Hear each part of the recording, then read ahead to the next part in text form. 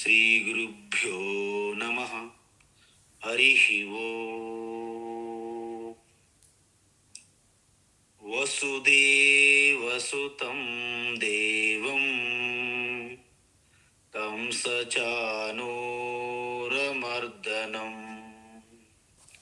దేవకీ పరమానందం కృష్ణం వందే జగద్గురుం. కృష్ణం వందే జగద్గురుం. తీర్త్వా మోహార్ణవం హత్వా రాగద్వేషాది రాక్షసాం సీతా శాంతి సమాయుక్త ఆత్మా రామో విరాజతే. ఆత్మా రామో విరాజతే. ఆత్మస్వరూప బంధుగణా,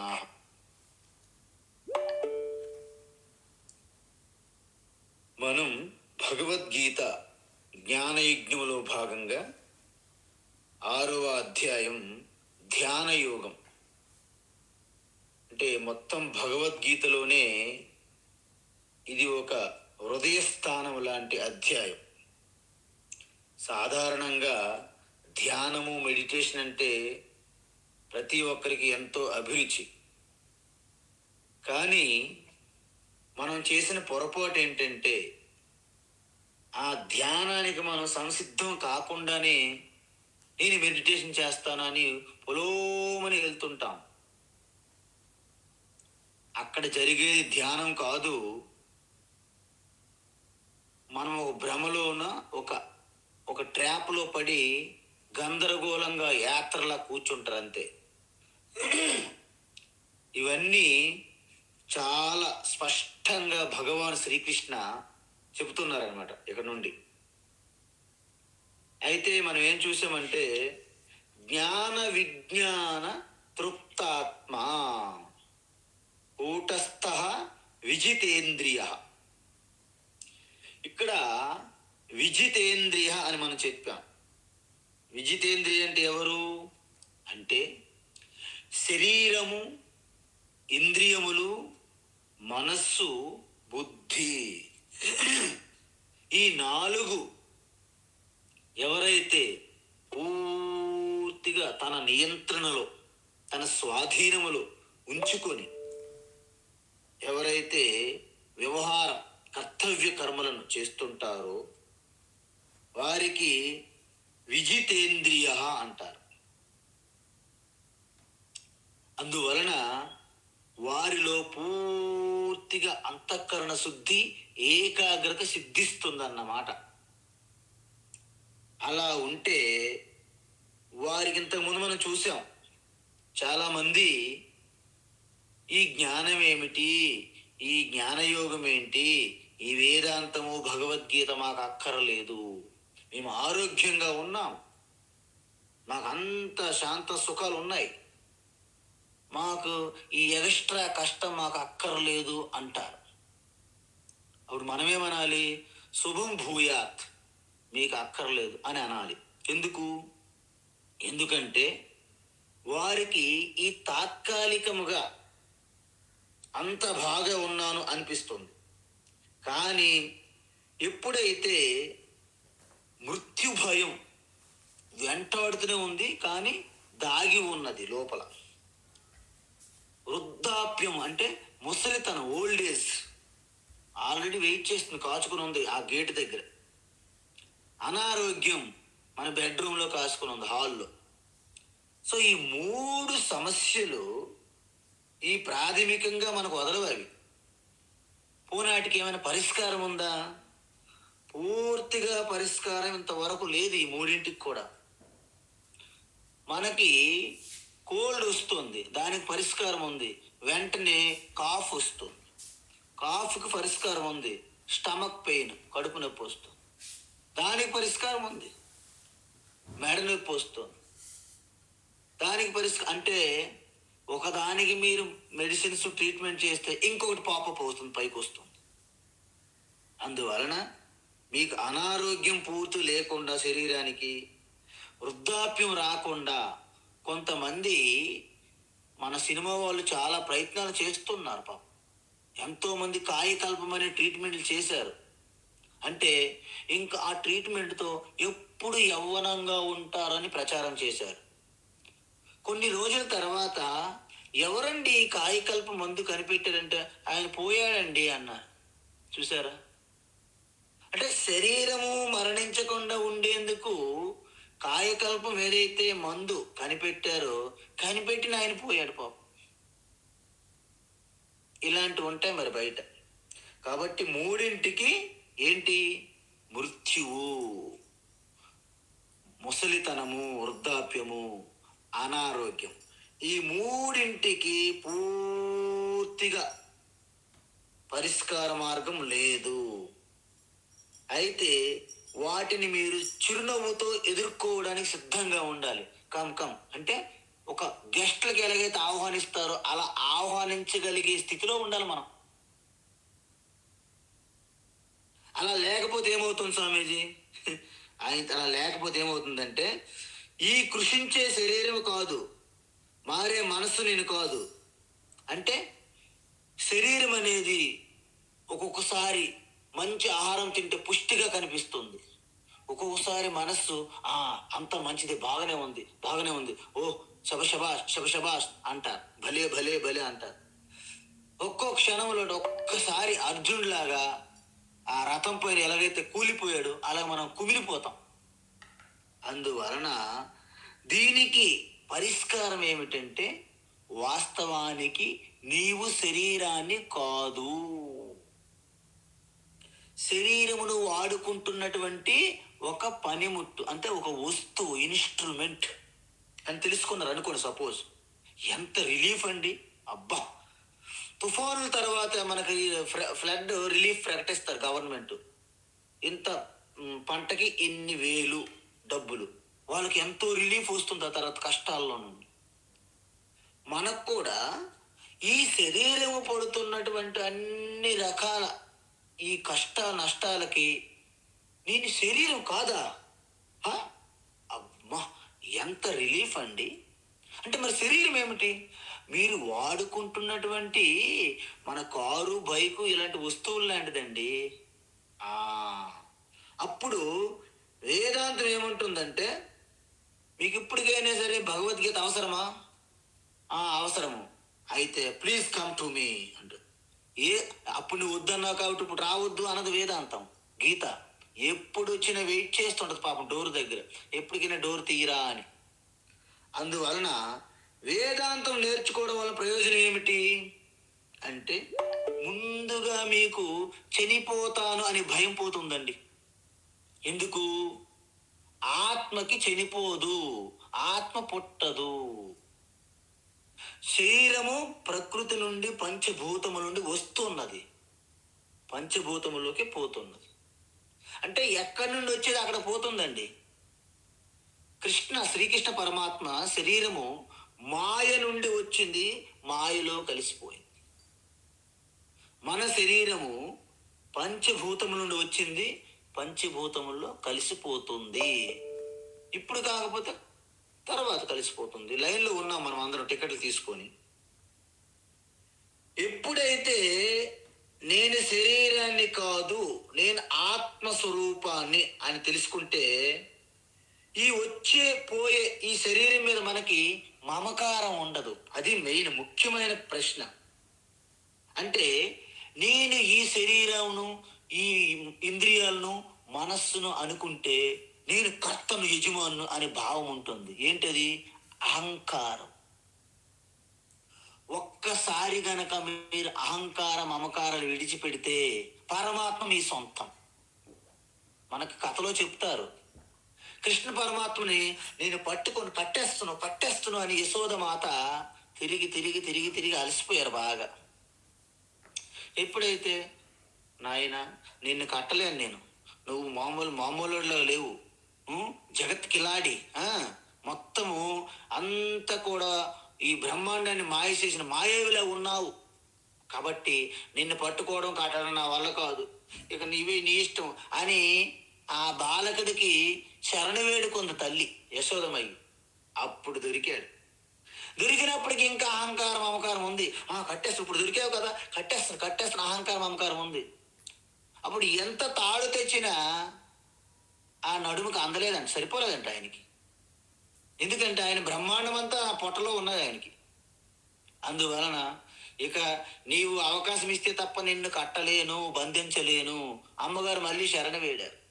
అప్పుడు ఆ 2 అంగుళములు కూడా అహంకార మమకారాలు విడిచిపెట్టడం వలన ఆ బాలకృష్ణుణ్ణి కట్టడం జరిగింది. అందుకే ఆయనకి పేరు దామోదర అని పేరు వచ్చింది. అందువలన అలాంటి వ్యక్తులు ఎవరైతే అహంకార మమకారం విడిచిపెడతారో, అంటే ఆత్మ నాలోనూ సర్వ సృష్టి అంతా వ్యాపించి ఉన్నది అనేది ఒక జ్ఞానం. పరమాత్మ ఆత్మ రూపంగా నాలో ఉన్నారు, నాలో ఉంది అనేది జ్ఞానం అయితే, ఆ ఆత్మ చైతన్యాన్ని నేను, అది తప్ప నేనేది కాదు అనే దానికి ఏమంటారు? విజ్ఞానము. ఈ రెండింటితో బాగా తృప్తిగా ఉండడం అంటే, నిన్నటి రాత్రి ఆ యొక్క పంచదార ఆ పేస్ట్లో ఎలాగైతే గులాబ్ జాములు అలాగా దట్టిస్తారో, అలాగా జ్ఞానము ఈ విజ్ఞానముతో మీరు పూర్తిగా తడిసిపోయి మీ స్వరూపమే విజ్ఞానము, జ్ఞాన స్వరూపం అయిపోయారు. మరి అలాంటి వాళ్ళు ఎలాగుంటారు? విజితేంద్రియగా, అదేవిధంగా కూటస్థంగా ఉంటారు. అంటే మీకు భూకంపం కాదు కదా, ఎవరెస్ట్ మేరు పర్వతం మీ మీద వచ్చి పడినా మీరు చెలించరనమాట. అట్టి వారికి కూటస్థ అంటారు. ఎందుకు? భవిష్యత్తులో రేపు ఏం జరిగిపోతుందో మనకు తెలియదు. రేపటి దాకా ఎందుకండి, ఈ ఉదయాన్ని సాయంత్రం వరకు ఏం జరుగుతుందో ఎవరికైనా తెలుసా? స్పష్టంగా తెలియదు. అసలు మరుక్షణం ఏం జరుగుతుందో తెలియదు. కొన్ని విషయాలను మనం ఊహించినా వాటిని ఆపలేము, నివారించలేము.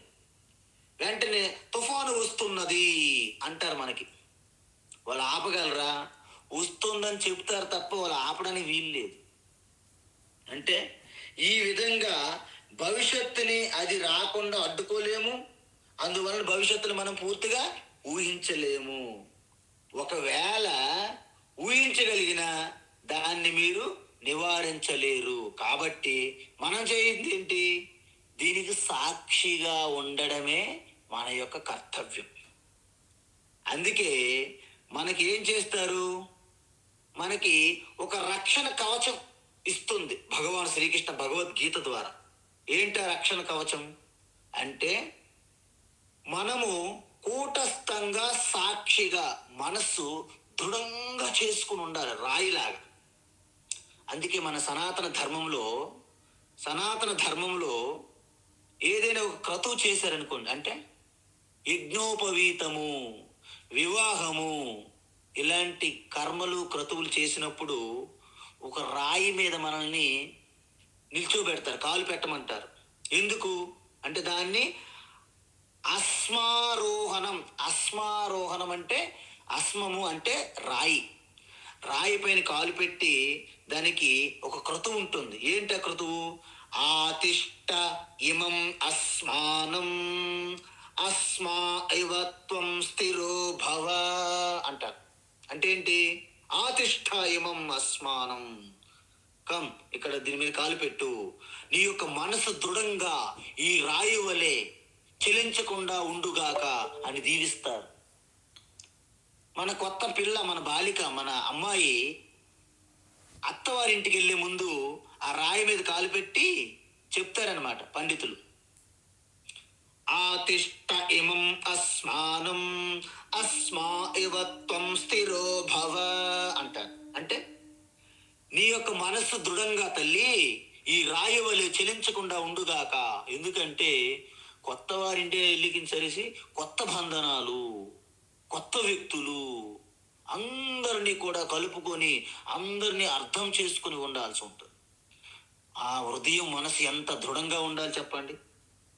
కాబట్టి ఈ విధంగా మన సనాతన ధర్మంలో ఉన్నాయన్నమాట ఇప్పటి నుండో. అయితే అలాంటి వారికి ఏమంటారు? యోగులు. యోగులు యోగులు అంటారు. ఎందుకు? యుక్త ఇత్యుచ్యతే. యుక్త ఇత్యుచ్యతే అంటే పూర్తిగా ఆ మనస్థైర్యం, ఆత్మ నిర్భర భారత్ అంటారు. చూసిన మన ప్రధానమంత్రి ఆత్మ నిర్భర భారత్ అంటారు. సో ఆ మనస్సు పూర్తిగా అస్థైర్యంగా స్థిరంగా ఉంటుంది అనమాట. మనమేమనుకుంటాము, యోగి అనగానే మనకు యోగాసనాలే గుర్తొస్తాయి. యోగ చేస్తారండి, యోగ చేస్తారండి, మహాయోగి అండి, ఆసనాలు వేస్తారు అంతే. అది కూడా యోగి అంటారు. కానీ భగవాన్ శ్రీకృష్ణ ఇక్కడ చెప్పింది ఆ యోగి కాదు. ఇక్కడ ఏ యోగి అంటే ఆత్మానుభూతిలో నిరంతరము రమిస్తూ ఉండే వ్యక్తికి యోగి అంటారు. మరి అలాంటి వ్యక్తులకి మనస్సు ఉండదా? ఉంటే ఎలా ఉంటుంది? మీకు ప్రశ్న ఇప్పుడు వచ్చిందా లేదా? మరి అలాంటి వ్యక్తి మనసు ఎలా ఉంటుంది స్వామీజీ అంటే, సమలోష్టాస్మ కాంచన అన్నారు. అంటే సమానమైన దృష్టి దేనిపైన? లోష్టము అంటే మట్టి,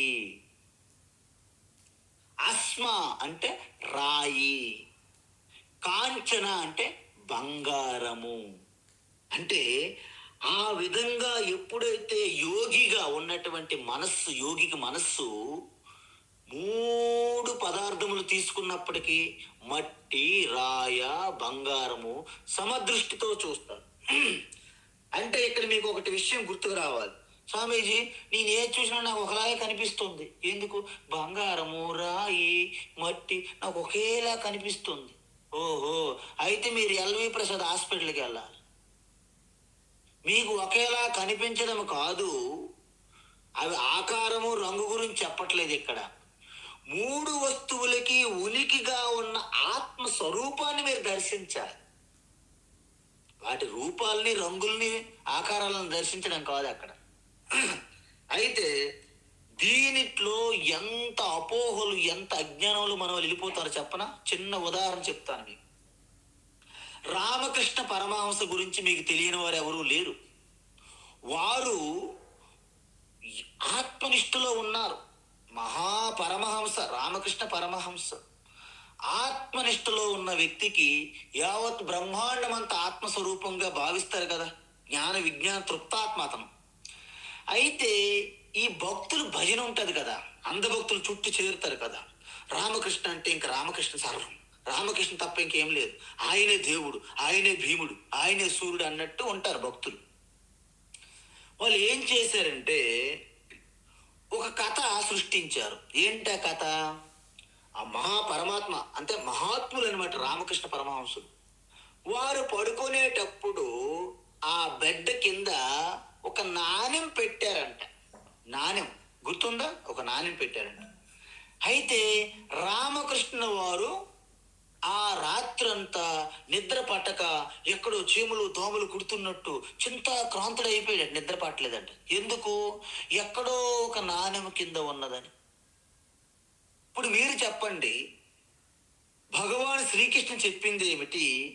ఆ భక్తులు గురువుల మీద అంధభక్తి రూపంగా వాళ్ళు క్రియేట్ చేసినటువంటి కథలు ఏ సంగతి ఏమిటి? అందువలన ఇది పూజ్య స్వామీజీ లాంటి వాళ్ళు ఇది అంధభక్తుల కల్పన అన్నారనమాట, పూజ్య స్వామి దయానంద సరస్వతి వారు. అందువలన ఎందుకంటే బంగారము, రాయి, మట్టి ఆత్మ యొక్క ఉనికిగా దర్శించే మహాత్ములకి నువ్వు కాయిన్ పెట్టావా, నువ్వేం పెట్టావా, ఆయనకి ఏమైనా తెలుస్తుందండి? తెలియదు. అదే రమణ మహర్షుల విషయంలో కూడా ఇదే జరిగింది, అంధభక్తుల కల్పనే. సినిమాలో మనం చూపిస్తాం, కృష్ణ పరమాత్మ సుదర్శన చక్రం విడిచిపెడతాడు, శిశుపాలుడికి శిరస్సు ఖండిస్తుంది, ఆ శిరస్సు నుండి ఒక జ్యోతి వస్తుంది, గ్రాఫిక్స్ జ్యోతి, నిజమైన జ్యోతి కాదండి, గ్రాఫిక్స్ జ్యోతి వస్తుంది. గ్రాఫిక్స్ జ్యోతి అలా వస్తూ శ్రీకృష్ణుల్లో లయమైపోతుంది. ఆ గ్రాఫిక్స్ ని ఇక్కడ మనోళ్ళు పెట్టారు అంధభక్తులు. ఎక్కడ? రమణ మహర్షి దగ్గర ప్రయోగించారు ఆ గ్రాఫిక్స్ జ్యోతి. రమణ మహర్షి దేహత్యాగం జరిగింది. జ్యోతి అలాగ వచ్చింది, గ్రాఫిక్స్ జ్యోతి, వివి వినాయక్ సినిమా లాగా. ఆ జ్యోతి వచ్చి అరుణాచలం చుట్టలా ప్రదక్షిణ చేస్తున్న, అందరు చూస్తున్నారు, ఫోటోలు తీస్తున్నారు జ్యోతికి. చివరికి అరుణాచల్ శివలో లయమైపోయింది. ఇదంతా అంధభక్తులు. ఎందుకంటే రమణ మహర్షికి ఆత్మస్వరూపము రూపము లేదు, రూపము లేదు కాబట్టి మీ నేత్రములతో దర్శించలేరు. ఈ విషయం గనక రమణ మహర్షి తెలుసుకుంటే ఇప్పుడు ఆత్మహత్య చేసుకునేవాళ్ళు, వీళ్ళ అంధభక్తి కల్పన చూసి. కాబట్టి అసలైన ఆత్మ జ్ఞానులు మహాత్ములు మనం కల్పించుకున్నవి ఈ రెండింటికి మిక్స్ అయిపోయిన ఈ రోజుల్లో ఏది నిజమని తెలుసుకోవడం కష్టంగా ఉన్నది. మీ అందరికీ తెలుసు, ఒక పండితుడు యజ్ఞం చేసి వస్తున్నప్పుడు ఆయనకి ఒక మేకపిల్ల దక్షిణగా ఇచ్చారు యజమాను. దాని మీద కన్ను పడింది ఎవరికి? ఒక దొంగల ముఠాకి. ముగ్గురు దొంగలు అనుకున్నారు, ఈ బాపనయ్య దగ్గర నుండి మనం మేకపిల్ల కొట్టేయాలి అనుకున్నారు. అంతే. వెళ్తూ వెళ్తూ ఒక మధ్య మార్గములో ఒకడు వచ్చాడు. అయ్యగారు నమస్కారం నమస్కారం అని పాదాల మీద పడ్డాడు, మళ్ళీ సాష్టాంగ ప్రమాణం. చెప్పు నాయన. అయ్యగారు, మీరు ఇంత మహాత్ములు జ్ఞానులు, కుక్క పిల్లని ఎందుకు ఇలా తీసుకెళ్తున్నారన్న. ఊరుకోవయ్యా చుంట, కుక్క పిల్లంటిది మేకపిల్ల, మంచి మేక పడుతుంది అన్నాడు. అయ్యగారు, మీరు ఏదో పొరపడుతున్నారు, కుక్క పిల్లని తీసుకెళ్తున్నారు అన్నాడు మళ్ళీ వెనక్కి పెట్టి. చాదస్తం, మూర్ఖుడు అని ఆ బ్రాహ్మణ పండితుడు ముందుకు వెళ్తున్నాడు. మరికొంత దూరంలో ఇంకొక దొంగడు వచ్చాడు, అదే బ్యాచ్ అనమాట, ఒకటే, వాళ్ళంతా ప్రణాళిక. అయ్యగారు నమస్కారం, సహస్ర శతకోటి నమస్కారాలు ప్రభు అన్నాడు. ఏమిటి నాయన? అయ్యగారు, మీరింత గొప్పవాళ్ళు, విజ్ఞావంతులు, సరస్వతి పుత్రులు, కుక్క పిల్ల పట్టుకెళ్తున్నారా? ఊరుగా ఏం మాట్లాడుతున్నా మూర్ఖుడా, జరుగు అని జరగండి అంటాం కదా మన తిరుపతి వెంకటేశ్వర స్వామికి వెళ్ళినప్పుడు. మనకు అదొక మంత్రం అనమాట, అక్కడ జరగండి. అయితే జరగవయ్యా అన్నాడు, వెళ్ళిపోయారు. మరి కొంత దూరం వెళ్ళిన సరే ఇంకో మూడోవాడు వచ్చాడు అనమాట. ఆయన వీళ్ళిద్దరికంటే గొప్పవాడు అనమాట. నమస్కారం మహారాజ్. అయ్యగారు నమస్కారం. కుక్క పిల్లని పట్టుకెళ్తున్నారా? అసలు కుక్క అంటేనే హీనంగా చూసే మీరు అన్ని జంతువుల్లో కూడా కొంచెం తక్కువగా హీనంగా చూసే జంతువు ఏంటంటే శాస్త్ర ప్రకారం కుక్క అంటే చాలా నీచంగా చూస్తారు జనరల్గా. కుక్కను పట్టుకెళ్తున్నారా అన్నాడు మరకంత వ్యాసం వేసి. నిజంగా నేను కుక్కను పట్టుకెళ్తున్నానేమో అని, అమ్మ నాయన ఇది నాకు వద్దనేలా బయటపడేశాడు అన్నమాట ఆ పండితుడు. అలా వెళ్ళిపోతుంటే మెల్లగా ముగ్గురు చేరి, అద్భుతం, సాధించామని ఇలాగా మన థమ్స్అప్లు ఇచ్చుకుంటూ, చేతులు కొట్టుకుంటూ, క్లాప్స్ కొట్టుకుంటూ, గంతులు వేసుకొని మేకపిల్లలు తీసుకుని ముగ్గురు నమిలేశారనమాట, మింగేశారు.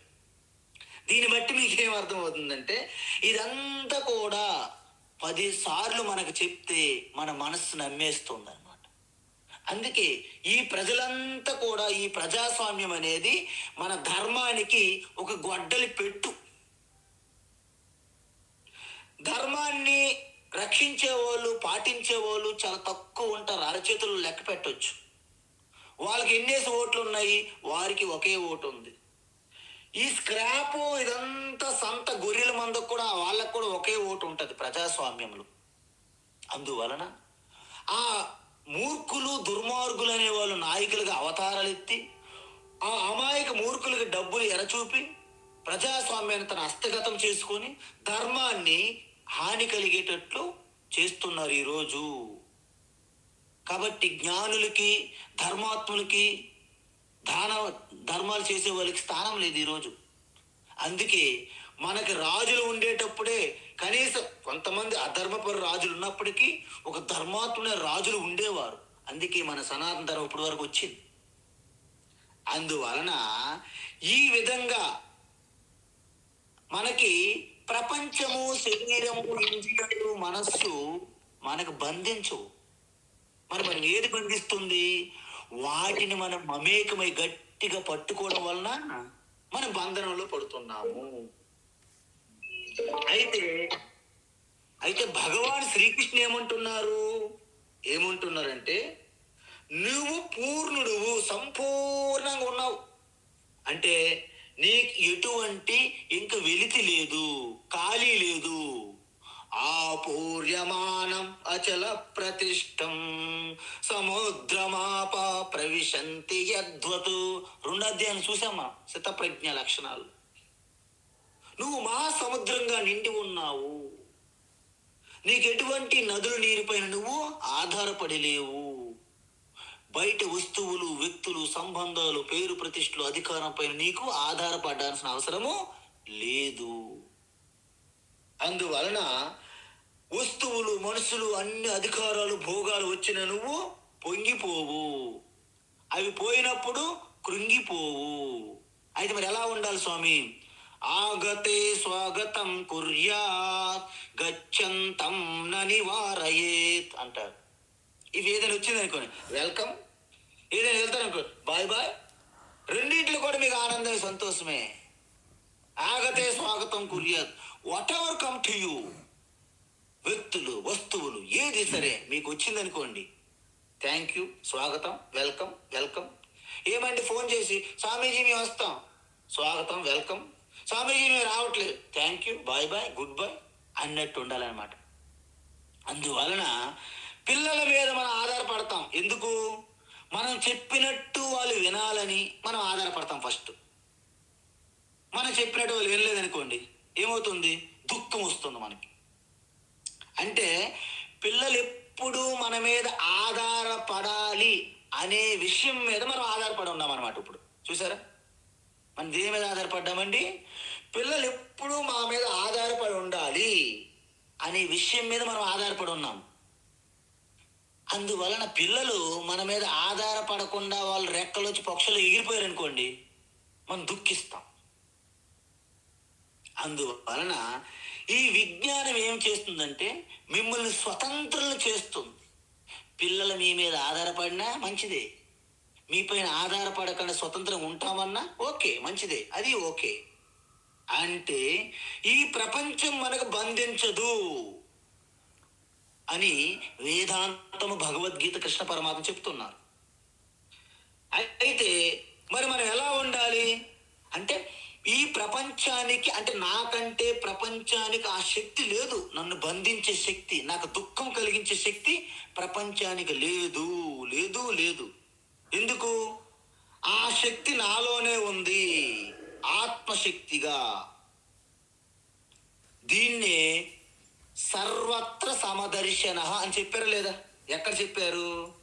విద్యా వినయ సంపన్నే బ్రాహ్మణే గవిహస్తిని సునిచైవ స్వపాకే చ పండితా సమదర్శినః ఇహైవ తైర్జితః సర్గః యేషాం సామ్యే స్థితం మనః నిర్దోషం హి సమం బ్రహ్మ తస్మాత్ బ్రహ్మని తే స్థితాః. 5వ అధ్యాయం చూసాం, దీనికన్నా ముందు చూసారా? అయితే మీరు ఒకటి గమనించాలి, మన బ్రేస్లెట్, నెక్లెస్, రింగు, అనేక ఆభరణాలు ఉన్నాయి. అన్ని ఆభరణాలు ఒకటి కాదు, అవి ధరించే స్థానాలు వేరు, అవి భిన్నంగా ఉన్నాయి. కానీ అన్నిటికీ వెనుక ఉన్నటువంటి సమాన తత్వం ఏంటి? బంగారం. అందువలన వాటికి నామరూపాలే భేదంగా ఉన్నాయి, కానీ సారంగా, వస్తు ప్రకారంగా భేదం ఏమైనా ఉన్నదా? లేదు.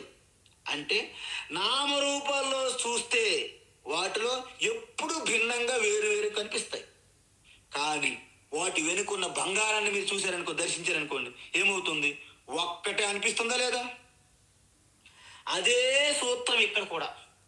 ప్రపంచం అంతా అనేక విధములైనటువంటి నానా విధములైన రూపములు కలిగి ఉన్నది.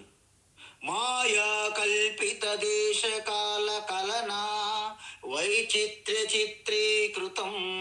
మాయ, ఆ దేశము, కాలం అనే కల్పనతో విచిత్రమైన మాయ మన ముందు డ్యాన్స్ చేస్తుంది రకరకాల నామరూపాలుగా. దాని వెనకే దాగి ఉన్నది బంగారం వలె ఆత్మస్వరూపం బ్రహ్మ. అయితే మీరు నామరూపాల మీద దృష్టి ఉంటే మొత్తం విచిత్రంగా ఉంటుంది. ప్రపంచమంతా జిగు జిగు జిగు జిగు జిగులు మొగులుగా జిగు జిగు మెరుస్తుంటదంట జగత్ అంటే. అయితే వెనక ఉన్నదేంటి? ఎప్పటికీ మారనిది, నిత్యం, సత్యం, అనంతం, ఆనందం, ఆత్మ. అందువలన దీన్ని ఎవరైతే తెలుసుకుంటారో, ఏదైనా నష్టం మీకు కలిగిందని, సపోజ్ ఏదైనా షాక్ తగిలింది అనుకోండి, వాట్, ఏమిటి? అప్పుడు మళ్ళా నేను ఆత్మస్వరూపాన్ని కదా, ఏది జరిగినా బయట ప్రపంచము శరీరం మనసు ఇంద్రియాలదేగా, అది నేను కాదు కదా అని జ్ఞానం తెచ్చుకున్నారు అనుకోండి సపోజ్. So what? అయితే ఏమిటి? ఫస్ట్ ఏమిటి అనే షాక్ తగిలినప్పుడు మీరు కాస్త మీ స్వరూప ఆత్మజ్ఞానాన్ని గుర్తు చేసుకోండి. అప్పుడు ఏమో తెలుసండి, రిలీఫ్ వస్తుంది. ఎలాగా? వాట్, మళ్ళీ ఆత్మజ్ఞానం గుర్తు తెచ్చుకుంటే సో వాట్. అయితే ఏమిటి? ఏమిటి? జ్ఞానం వచ్చింది, మళ్ళీ గుర్తు తెచ్చుకున్నాం. నజాయతే నమ్రీతే. భగవద్గీత మీ అండగా ఉండగా మీకెందుకు బెంగలు కలతలు దండగా అంటున్నారు భగవాన్ శ్రీకృష్ణ. కాబట్టి వెంటనే ఏమిటి, ఏమండి అప్పుడు మీకు చాలా జింగ్లీ దోస్తు, క్లోజ్ ఫ్రెండ్ సడన్ గా యాక్సిడెంట్ అయిందండి. వాట్? ఏమిటి? ఓకే, ప్రారంధం అయ్యిందనమాట. ఓకే, శాంతి పొందారనమాట. అయితే ఏమిటి అనే భావన కలగాలి. ఇది భగవద్గీత ఇస్తుంది, ఈ శక్తి సామర్థ్యం ఇస్తుంది. మీరు ఎప్పుడు కూడాను మీకు స్థూలంగా కనబడే మెటీరియల్, డబ్బులు, చెక్కులు, భూములు, ఇల్లులు, బంగళాలు, కార్లు ఇవి కావాలి. అవి క్షణకాలంలో మిస్ అయిపోతాయండి. మా కురు ధన జన యౌవన గర్వం హరతి నిమేషాత్ కాల సర్వం. మా కురు, నువ్వు అలా పెట్టుకోకేంటి? ధనమున్నదని విర్రవీగకు, ఆరోగ్యంగా యవ్వనంగా ఉన్నని ఎర్రవీగకు, జనం చుట్టూ ఉన్నారు అని విర్రవీగకు. ఇవన్నీ కూడా క్షణంలో మిమ్మల్ని హరించేసి ఆ యమధర్మరాజు సిద్ధంగా ఉన్నాడు, పెరట్లో, మన పెరట్లో దాగి ఉన్నాడు అని చెప్తున్నారు. ఎవరు? శంకరాచార్య. అయితే ఇలాంటి వ్యక్తి అద్భుతమైన మార్పు వచ్చిందా లేదా చెప్పండి మీకు. దీన్నే మోక్షం అంటారు. మరి మోక్షంలో ఉన్న స్థితిలో ఉన్న వ్యక్తులు ఎలా ఉంటారు అంటే,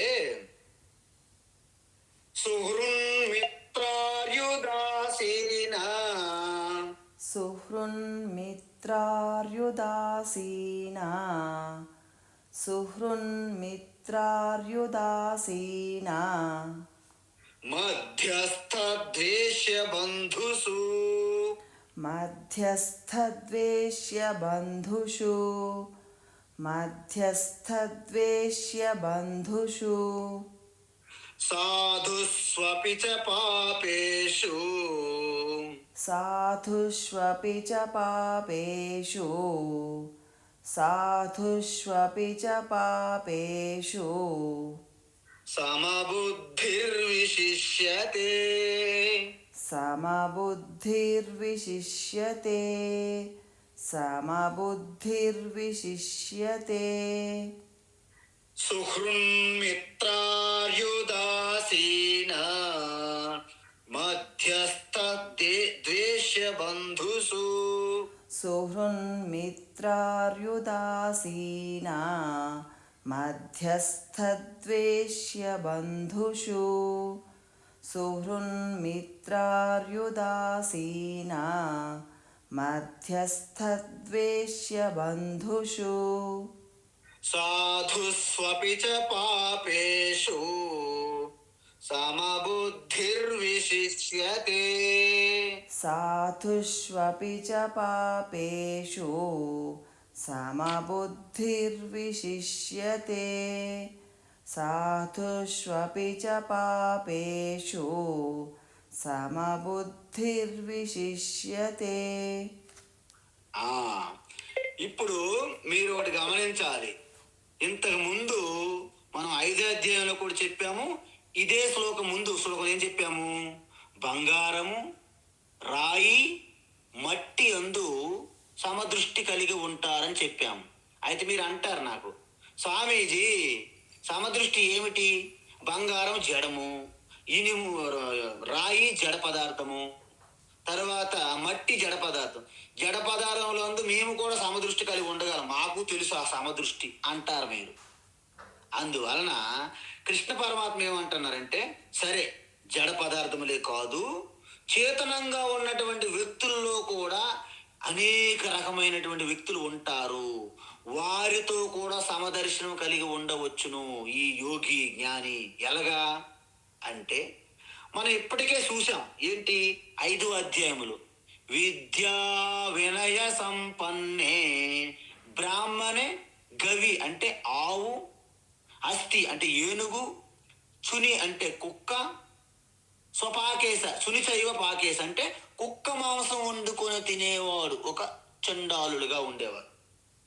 అంటే చూడండి, ఇక్కడ అంతా గ్రెడేషన్, మొత్తం సమాజం అంతా ఈ అన్నిట్లో తీసుకొచ్చారు ఈ భాగాలుగా.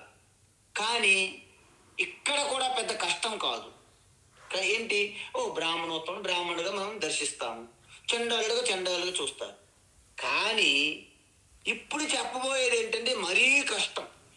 ఎందుకంటే మనకి మన స్వభావం ఎలాంటిదంటే రాగద్వేషాలతో వెనక దాక్కుని ఉంటాయి రాగద్వేషాలు. ఇంతకీ రాగం అంటే ఏంటి?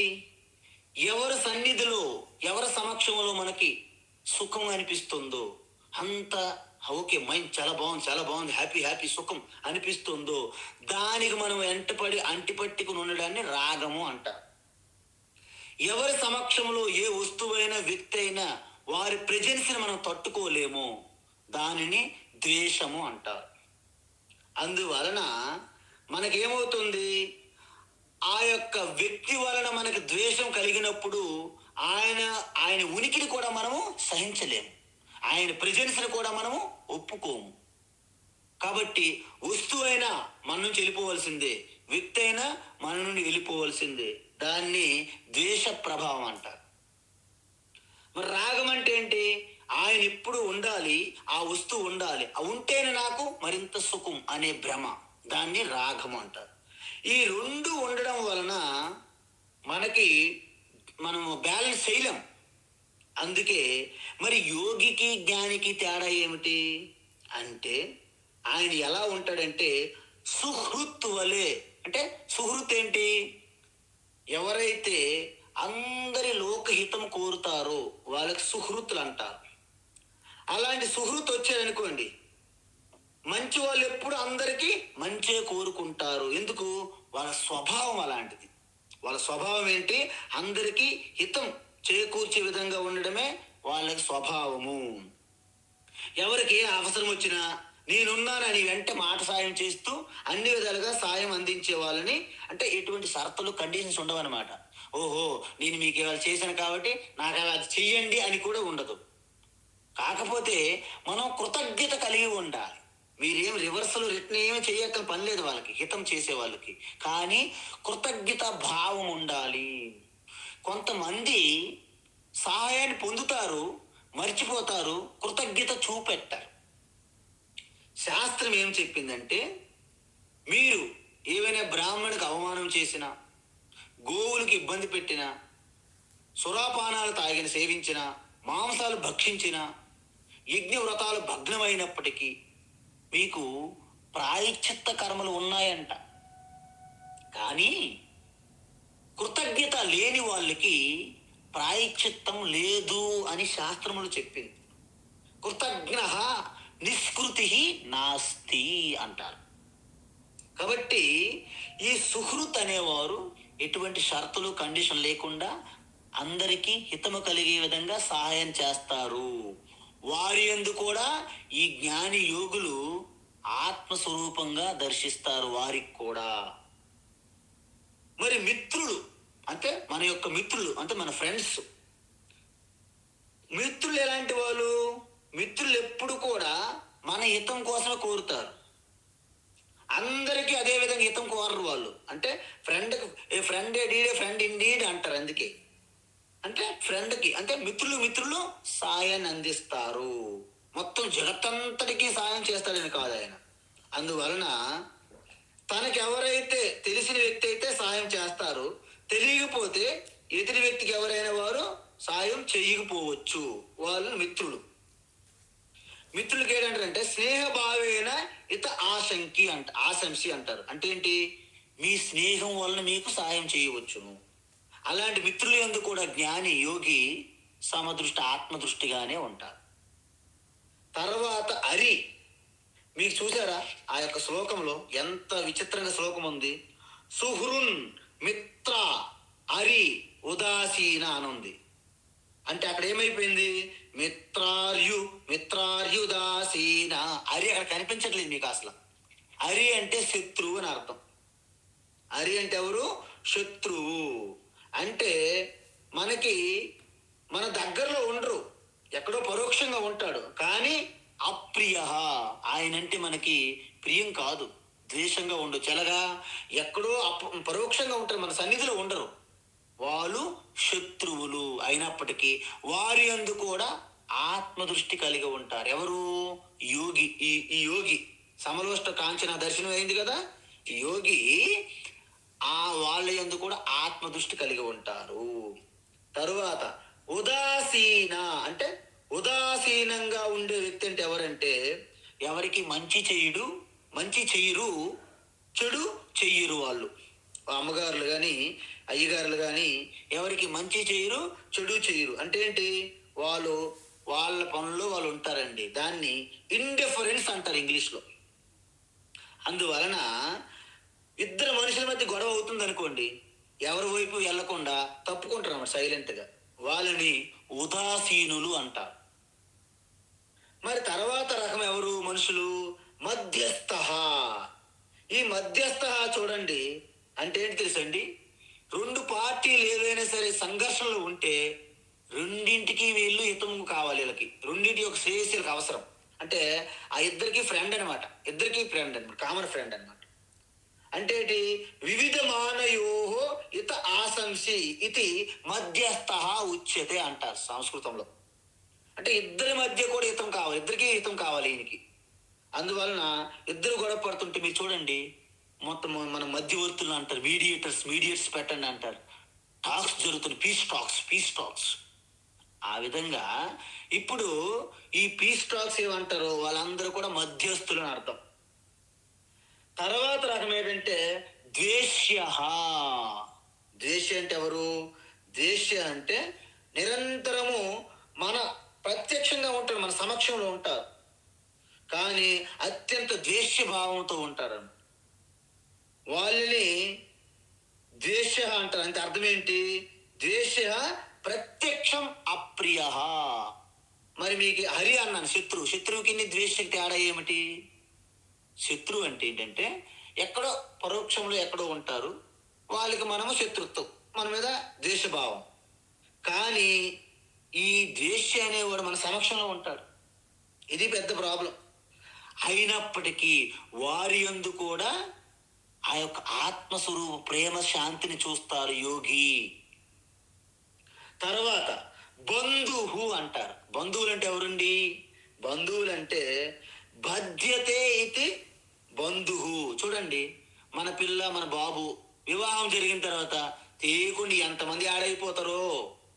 అంటే బద్నాతి అంటే మనల్ని ఎవరైతే సరిగ్గా బయటికి కనిపించిన తాళ్ళతో ఎవరైతే బంధిస్తారో వాళ్ళని బంధువులు అంటారనమాట.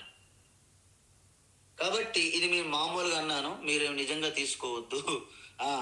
కాబట్టి ఇంకా ఎవరున్నారు? సాధువులు ఉన్నారనమాట. సాధువులు అంటే ఏంటంటే ధర్మాత్ములు, వైదిక ధర్మాన్ని పాటించి ధార్మిక పురుషులు, ధార్మిక మనుషులు, ధార్మిక స్త్రీలు ఎవరైతే ఉన్నారో వాళ్ళందరూ సాధువులు అని అర్థం. అయితే మీకు ఒకటి గమనించాలి, ఈయన కూడా లోకహితం కోరుతాడు కదా. ఎవరు? సాధు. మరి సుహృత్ అనేవాడు కూడా అందరికీ హితం కోరుతాడు కదా. అవును. కానీ ఎవరైతే నాకు సహాయం కావాలని వస్తారో వారికి సహాయం చేసేవారు సుహృతులు. నువ్వు సాయం అర్జించినా అర్జించకపోయినా వాళ్ళ స్వభావంగా లోక కళ్యాణం కోసమే జీవిస్తూ ఉండే వ్యక్తిని సాధువు అంటారు. అంటే ధార్మిక విలువలు నిత్యము పాటించి జీవించే వ్యక్తులకి సాధువులు అంటారు.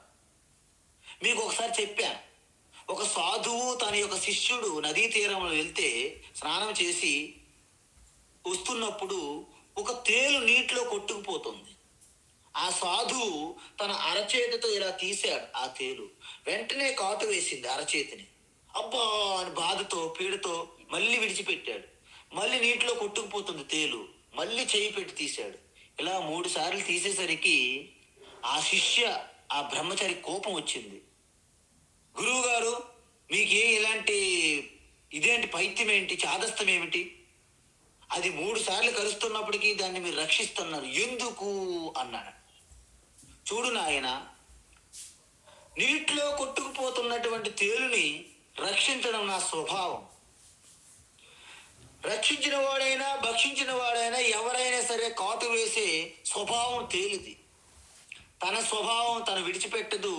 నా స్వభావం నేను కూడా విడిచిపెట్టలేను నాయన అన్నారు. అది సాధు స్వభావం అంటే. తర్వాత కేటగిరీ పీపుల్ ఎవరు? పాపేషు అంటే అధార్మిక పురుషులు. అధర్మం వాళ్ళ జీవితం. మనం కౌరవులు అంతా చూసాం. అంటే పాపేషు అంటే పాపాత్ములు అనడానికి వాళ్ళ ఉదాహరణ మనకి. అయితే ఈ ఉదాహరణలే మాత్రమే, ఇంకా అనేక రకములైనటువంటి జనము ప్రజలు ఉండొచ్చు ఈ సృష్టిలో. వీళ్ళందరినీ ఎలా చూడాలి మనము? సమదృష్టి అంటే సమబుద్ధిర్ విశిష్యతే, అందరినీ కూడా ఆత్మరూపంగా చూడాలి. అయితే ఇక్కడ ఒక సమస్య వచ్చింది. అయితే దుర్మార్గులు ఉంటారు, నేరస్తులు ఉంటారు, మహాత్ములు ఉంటారు. అందరినీ సమానంగా చూడాలా? నేరస్తులు వస్తున్నాడు, ఎన్నో మర్డర్లు చేసి, మానభంగాలు, అత్యాచారాలు చేసి, నమస్కారం అండి, హరి ఓం జై శ్రీరామ్ అంటారా? అలాగ అనకూడదు. మరి దీని యొక్క అర్థం ఏమిటి అంటే, దీని 2 రకాలుగా చెప్పారు కృష్ణ పరమాత్మ. ఏమిటి? ఆత్మతత్వ విషయములో ఒక రకంగా మనం ఉండాలి. తర్వాత మన మనస్సు వ్యవహార పరంగా ఒక రకంగా ఉండాలి అని చెప్పారు. అయితే వేదాంత పరంగా ఏమిటి? వేదాంత పరంగా వాళ్ళు ఎంత దుర్మార్గులైనా నేరస్తులైనా వాళ్ళకు మనము ఎట్టి పరిస్థితుల్లో ద్వేషించకూడదు. ఎందుకు ద్వేషించకూడదు అంటే, వాళ్ళు కూడా ఆత్మస్వరూపులేగా. వాళ్ళ మనస్సు, బుద్ధి, ఇంద్రియముల ద్వారా చెడుని మరకంత మూటలు తన మీద వేసుకుంటున్నారు. ఎలాగా? శంకరాచార్య ఒక మంచి శ్లోకం చెప్పారు. దేంట్లో? వివేక చూడామణిలో. జలాది సంసర్గవశాత్ ప్రభూత దుర్గంధధూత గురు దివ్యవాసన సంఘర్షణేనైవ విభాతి సమ్యక్ విధూయమానే సతి బ్రహ్మాహ్య గంధే అన్నారు. అంటే ఒక మంచి సుగంధాన్ని ఇస్తున్నటువంటి ఒక గంధపు చెక్కని నీటిలో చాలా సమయం, ఒక 2 రోజుల పాటు ఉంచి అలాగ ఉంచితే, తర్వాత తీస్తే ఇలాగ ముక్కు దగ్గర పెడితే దుర్గంధ వాసన వస్తున్నది. అయితే దుర్గంధం అని ఆ చందనాన్ని మీరు బయట పారేస్తారా? అలా చెయ్యకూడదు. ఏం చేయాలి మరి? దాన్ని కాస్త ఎండలో పెట్టి ఒక రాయి పెట్టి రాయి మీద రుద్దితే మళ్ళీ ఆ పైనున్న పొర పోయి మళ్ళీ సుగంధము వాసన వస్తుంది. అంటే ఈ దుర్మార్గమైనటువంటి చెడు ప్రవర్తన ఉన్న వాళ్ళందరికి కూడా ఆత్మ అనే సుగంధం పైన దుర్గంధమైన ఈ ఆలోచనలు, ఈ భావనలు, ఈ చెడు వాసనలు అల్లుకున్నాయి. అందువలన మనము కాస్త ప్రయత్నించి ఆ దుర్గంధం అనే ఆ పొరను మనం వదిలించగలిగితే వారిని కూడా మీరు ఆత్మస్వరూపాలుగా ఆలింగనం చేసుకోవచ్చు. ఎందుకు? వాళ్ళు చేసినటువంటి కర్మలన్నీ క్షణికావేశములో మనసు ద్వారా జరిగినవే తప్ప ఆత్మ ద్వారా ఎటువంటి క్రియ జరగదు. కాబట్టి ఎప్పుడైతే మీరు ఆ యొక్క పైన పొర దుర్గంధం అనే ఆ యొక్క చెడు ప్రవర్తన పోయిందో అప్పుడు మీకు ఎలా కనిపిస్తారో వాళ్ళు? సత్యం శివం సుందరం హిందువులంతా బంధువులం. సత్యం శివం సుందరం హిందువులంతా ఒకటవుదాం అనే భావన మీలో కలిగిపోతుంది అనమాట. ఈ విధంగా ఆత్మస్వరూపంగా మనము చూడాలి. అయితే సమత్వం అన్నాం కదా, రాగద్వేషాలకి మనం అతీతంగా ఉండాలి. అయితే ఎలా ఉండాలి? అంటే మీరు ఒకటే గమనించాలి, మనం ఎప్పుడు కూడాను వాళ్ళ రాగద్వేషాలు వాళ్ళ స్వరూపము కాదు, అవి క్షణికంగా వచ్చి వాళ్ళ మీద ఆవరించబడ్డాయి అని తెలుసుకునేటప్పుడు వాళ్ళ మీద నిత్య నిరంతరము ద్వేషంతో మనం ఉండం. ఆత్మస్వరూపంగా మనము ఉండాలి. ఈ ఉండాలంటే మనస్సు పూర్తిగా ఈ రాగద్వేషాలకి అతీతంగా ఎదగాలి మనం. అందువలన బంధకత్వం అంటే ఒక వస్తువు ఉనికిని మీద ఆధారపడడం కానీ దాన్ని ద్వేషించడం కానీ కాదు. అంటే ప్రతి వ్యక్తి మీద ఆత్మస్వరూపంగా ఆ జ్ఞానం మీకు ఉన్నప్పుడు మీలో ప్రేమ పుడుతున్నది. అందువలన ఎప్పుడు ఆ ప్రేమతో ఉండేటప్పుడు ఒక వ్యక్తి మీద మనకి ద్వేషం ఉంటే అతన్ని మనము ఆత్మచింతనతో మనం మెల్లగా ఆత్మ దర్శనం చేసినప్పుడు ఆ ద్వేష బుద్ధి తగ్గుతుంది, దాని యొక్క తీవ్రత. అందువలన మనము ఈ రాగద్వేషాలనే కూరలు గనక మీరు ఒకవేళ తీయగలిగితే, అంటే ఏంటి, రాగం అంటే వెళ్ళిపోతే బాధపడకూడదు, ద్వేషం అంటే ఉంటే బాధపడకూడదు.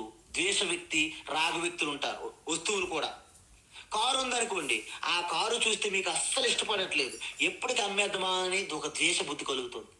అలా కాకుండా అది చోట పడి ఉన్నది, దాంతో మనకేం సంబంధం అని ఉన్నారనుకోండి, మీ ద్వేషం పోతుంది. మనం ఎవరిని చూస్తే ద్వేషం కలుగుతుందో వారిని కూడా అంతే, వారితో నా సంబంధం ఏంటి, ఎక్కడ ఉన్నారు అక్కడ ఉంటారు, నా కర్తవ్యం నా కర్మ నాది, వారి కర్మ వారిది అని మీరు ఆత్మస్వరూప దృష్టి పెట్టారనుకోండి, వారు ఉన్నా వెళ్ళినా మీకు ఎటువంటి సంబంధం ఉండదు. ఈ విధంగా ఒక వ్యక్తి వచ్చినా మనకు బంధం కాదు, ఒక వ్యక్తి వెళ్ళిపోయినప్పటికీ మనము బంధములో పడము. సో ఈ విధంగా చెప్పిన తర్వాత మనకి బహిరంగ సాధనలు అయిపోయినాయి. అంటే ఏంటి, నేను ముందే చెప్పాను మీకు, మెడిటేషన్ ఇంకా మనం కూర్చోలేదు సుమా. మెడిటేషన్లో కూర్చోవడానికి ఇవన్నీ ప్రిపరేషన్ చేస్తున్నాం మనం ఇప్పుడు. ఇవన్నీ ప్రిపేర్ అయితేనే మీరు ధ్యానంలోకి సునాయాసంగా అలాగ ధ్యానంలోకి వెళ్తారు. లేవి అన్ని విడిచిపెట్టి, స్వామీజీ మాకు మెడిటేషన్ ఒక్కటే కావాలి, మెడిటేషన్ ఒక్కటే కావాలి, మెడిటేషన్ కూర్చుంటారు, ఆ మెడిటేషన్ తప్ప అన్నీ వస్తాయి అక్కడికి, మెడిటేషన్ మాత్రం ఉండదు. కాబట్టి ముందు మనము సిద్ధపడాలి మెడిటేషన్ కోసం. అందువలన ఇప్పుడు అంతరంగిక సాధనలు అంటే మెడిటేషన్ చేసే సమయంలో ఎటువంటి జాగ్రత్తలు తీసుకోవాలి.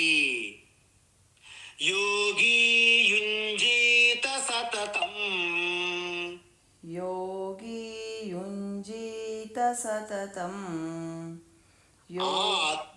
योगी युञ्जीत सततं, ఆత్మానం రహసి స్థితః, आत्मानं रहसि स्थितः, आत्मानं रहसि स्थितः, ఏకాకీయత చిత్తాత్మా, एकाकीयत चित्तात्मा, एकाकीयत चित्तात्मा, నిరాశీర పరిగ్రహః, निराशीरपरिग्रहः, निराशीरपरिग्रहः, యోగి యుంజీత సతతం, ఆత్మానం రహసి స్థితః, योगी युञ्जीत सततं, आत्मानं रहसि स्थितः, योगी युञ्जीत सततं, आत्मानं रहसि स्थितः, ఏకాకీయత చిత్తాత్మా, నిరాశీర పరిగ్రహః, एकाकीयत चित्तात्मा, निराशीरपरिग्रहः, एकाकीयत चित्तात्मा, निराशीरपरिग्रहः, ఉత్తమం. హరి ఓం తత్సత్. సర్వం శ్రీ కృష్ణార్పణమస్తు. ఓం శ్రీ గురుభ్యో నమః. ఓం శ్రీ గురుభ్యో మహాదేవ్ అండి. హరి ఓం గురువు గారు. మహాదేవ్. ప్రణామాలు. హరి ఓం అమ్మ, హరి ఓం అమ్మ. హరి ఓం స్వామిజీ. హరి ఓం, హరి ఓం. హరి ఓం స్వామిజీ. హరి ఓం స్వామిజీ. నమస్కారం. హరి ఓం, హరి ఓం, హరి ఓం, హరి ఓం. శ్రీనివాస. హరి ఓం స్వామి, ప్రణామాలు. స్వామీజీ ప్రణాం, ప్రణాం, ప్రణాం. ఉదయం. శుభోదయం, శుభోదయం. జై శ్రీరామ్. జై శ్రీరామ్. జై హనుమాన్. చెప్పండి.